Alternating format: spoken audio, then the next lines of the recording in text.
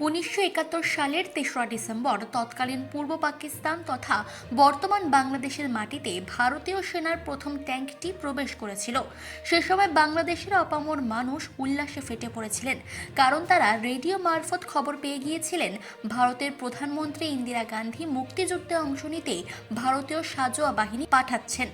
ইতিহাস বলছে বাংলাদেশের মুক্তিযুদ্ধ বাহিনী ভারতের সাহায্যে অনেক আগে থেকেই লড়াই করেছিল, কিন্তু ভারত সরাসরি পাকিস্তানের সঙ্গে যুদ্ধ ঘোষণা করে ৩রা ডিসেম্বর যুদ্ধক্ষেত্রে প্রবেশ করে এবং ১৫ ডিসেম্বরের মধ্যেই পাক হানাদার বাহিনীকে পরাস্ত করে স্বাধীন বাংলাদেশের পতাকা উত্তোলন করে দেশে ফিরে আসেন ভারতীয় সেনারা। সেদিনের যুদ্ধে অংশ নিয়েছিলেন ভারতের সৈনিক সমরেন্দ্র কুমার মণ্ডল।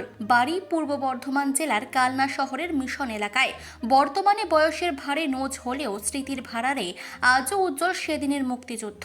তিনি নিজেকে যেমন ভারতের প্রাক্তন সৈনিক হিসেবে দেখেন, তেমনি সমানভাবে নিজেকে একজন মুক্তিযোদ্ধা মনে করেন। ফলে আজ যখন তাদের নিজেদের হাতে গড়া স্বাধীন বাংলাদেশ দেখছেন, যেখানে তাদের ভারতীয় জাতীয় পতাকার অবমাননা করা হচ্ছে এবং বাংলাদেশের শিক্ষা প্রতিষ্ঠানের ছাত্ররা ভারতের জাতীয় পতাকা পা দিয়ে মারিয়ে যাচ্ছেন, সেটা মেনে নিতে পারছেন না প্রাক্তন সৈনিক। আমার তো এইখানে বলার এইটুকুই যে এত বড় জঘন্য থেকে জঘন্যতম কাজ, এর থেকে আরও কিছু বলতে গেলে এত বড় হিংসা, জঘন্য এবং নোংরা, এর থেকেও যদি কোনো ওয়ার্ড থাকে তারও বললেও কম হবে। কেননা এত নোংরা কাজ, যে কৃতজ্ঞতা নেই একটা মানুষের, এত বড় অবদান করেছে সোলজাররা, ইন্ডিয়ান সোলজাররা। আর তাই সেই ইন্ডিয়ান ফ্ল্যাগ, যেটা ইন্ডিয়ান মর্যাদা, আমরা সবাই স্যালুট করি এখনও পর্যন্ত। ইন্ডিয়ান মর্যাদা যেটা সবাই স্যালুট করে, এটাকে president of India also salute it. তো দ্যাটস ওয়াই এটাকে অবমাননা করা কত বড় একটা অন্যায়। সমস্ত দেশের একটা মান মর্যাদা তার ফ্ল্যাগের উপর ডিপেন্ড করে।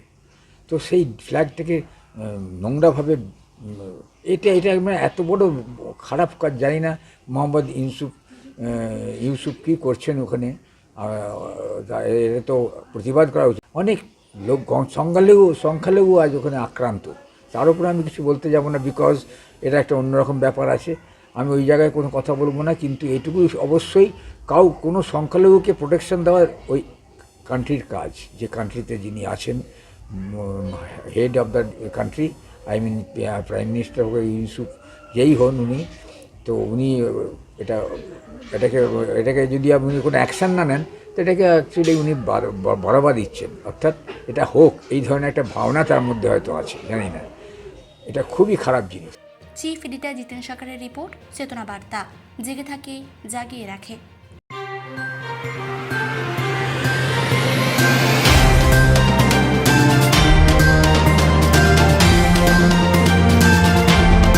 চেতনা বার্তা, জেগে থাকে, জাগিয়ে রাখে।